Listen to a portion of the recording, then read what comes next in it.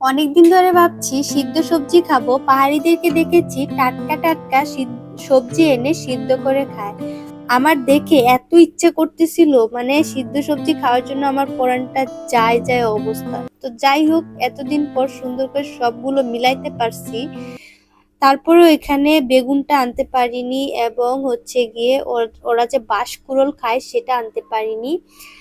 তো চলো, যাই হোক, এগুলো দিয়েই আমি চালিয়ে নেব। ক্যাপসিকাম নিয়েছি, গাজর নিয়েছি, সিম, ব্রকলি, আর হচ্ছে গিয়ে ফুলকপি, আর কাঁচামরিচ তো থাকতেই হবে, নাহলে মরিচ ভর্তা ছাড়া সিদ্ধ সবজি একদমই ভালো লাগবে না। চলো, পানিটা গরম হয়ে আসছে, সেখানে একটু লবণ দিয়ে নিই। লবণ দিয়ে তারপরে এখানে সবজিগুলো দিয়ে দিব।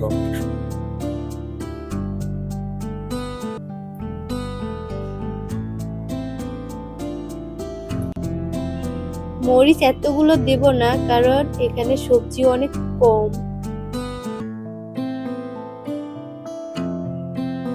ব্রকলিটা দিয়ে দিই, ক্যাপসিকামটাও দিয়ে নিই।